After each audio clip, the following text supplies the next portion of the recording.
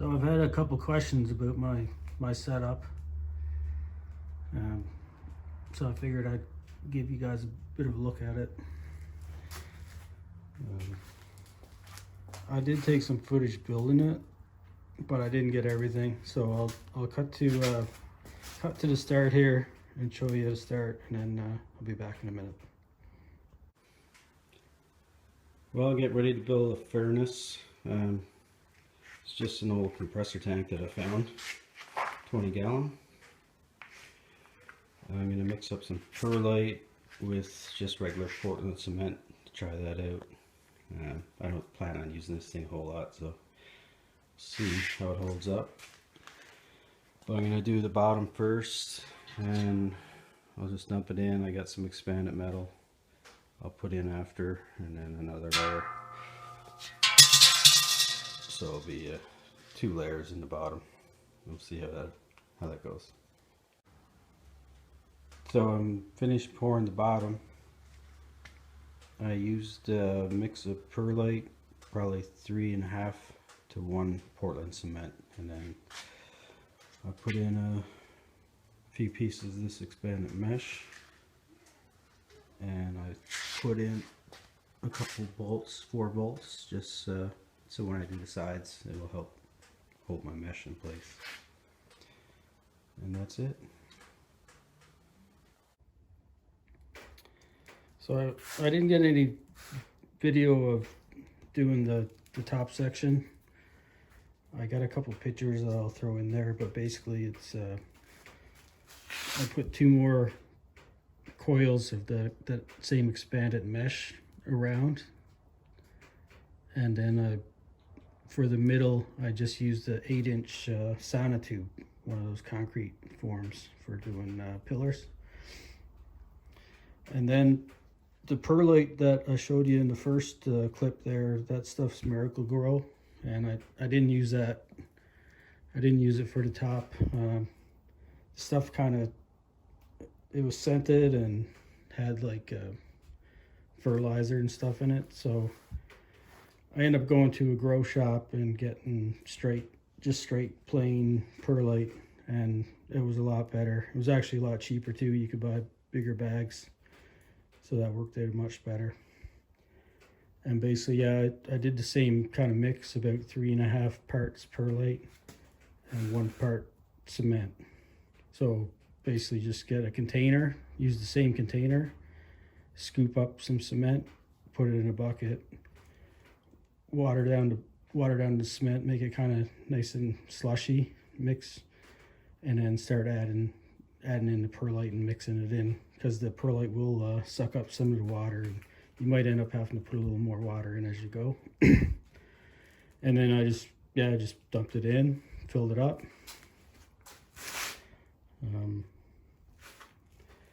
And then after that I just covered it with a garbage bag, because the key to using cement is you got to let it cure properly. You can't, if you mix it and then 2 or 3 days later just start firing on it, it'll just crumble for sure. Concrete cement takes 28 days to get up to cure properly. So I'll throw a graph in, and you can kind of see what strength you can expect to see over time. And the key is to not let it dry out. So cover it in plastic and just wait, park it and wait.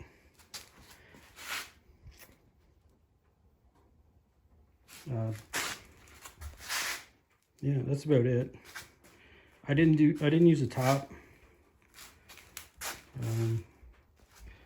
I just use a couple fire bricks. It's pretty easy. I mean, put the bricks on. That's plenty insulation. You don't need a real thick top, I don't think. I don't see the big advantage.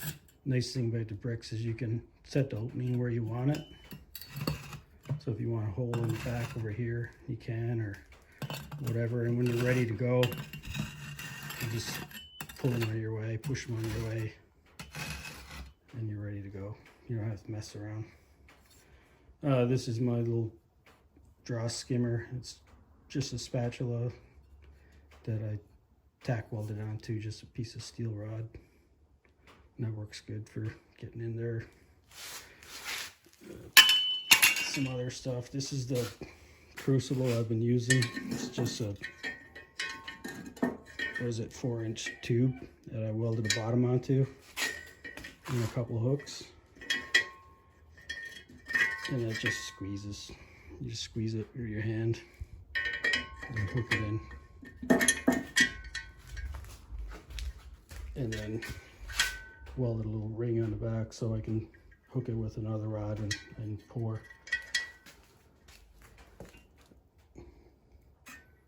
It's a little tight in there,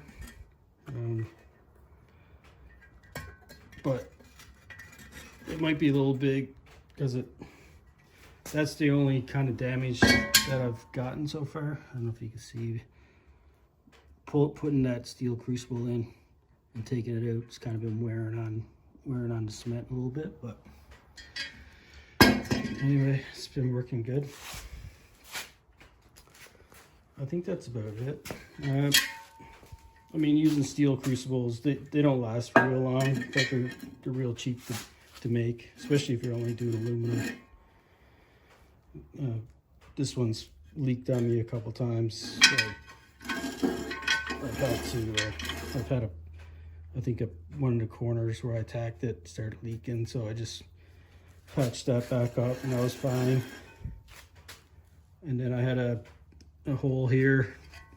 I lost all my aluminum in the bottom, so that was a bit of a bummer, but yeah, I just welded a new patch onto there and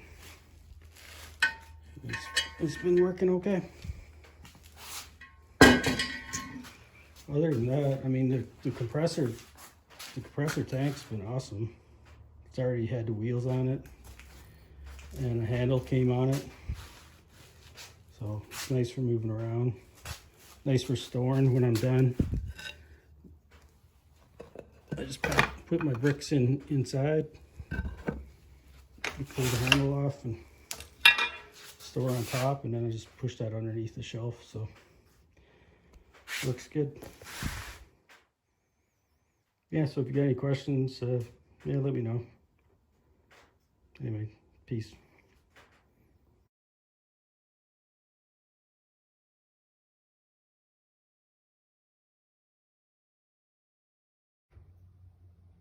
Well, I guess the other part here is the burner. So this is just a regulator I got on Amazon. It's a 30 psi. It's for one of those propane fryers, you know, like you could put a big pot on it and do like a crab boil or something. But anyway, you definitely need a regulator if you're doing this. You don't want, yeah, you definitely need a regulator on your tank for safety. So that just goes to a valve. And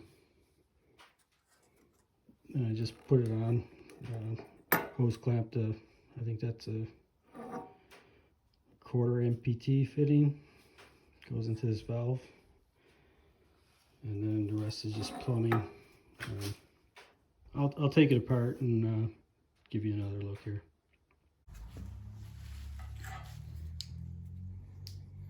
So that's basically it. From your regulator through the hose to a valve, and then I got a short, or I don't know what that is, maybe 3-inch 1/8 NPT nipple with a, no, it's quarter actually, quarter nipple, quarter cap, and then it's just a hole tapped in it with a MIG tip put in there. And that's your gas. And then this tube is where the gas and air mix and you get flame at the end. It's pretty common style you'll see on YouTube everywhere. They just what is this? I'm not even sure. 1 1/4 to 1-inch reducer. So this pipe is 1 inch, and you can make that pretty much any length you want. And So most people just use, or some of the designs I've seen, they just use one set of tap bolts. They don't use this, and then that just goes in and clamps on. I've just added a nipple and a second set, so you can really, when this goes in, it really locks it down, and you have really good control of pointing this down. You know, you can control the back and the front and really line it up nicely. So that's about it. Yeah, pretty simple. It was actually, you know, my first try. I had the parts here and made it. The only thing I had to buy was the regulator, and so that's just the way I made it, and it worked perfect right from the start. Haven't had any problems. So that's about it. Like I say, if you have any questions, let me know. I'll try and answer them. And I'm just gonna end the video here with a couple pictures. One of my last videos, when I showed some of the beer coasters hanging, there was another thing beside it that I talked about for a second. Anyway, that was a gift for a friend of mine. She challenged me to a handstand competition, and I ended up kicking her ass. So for Christmas, I made her that. Anyway, that was just for a laugh. But anyway, guys, peace.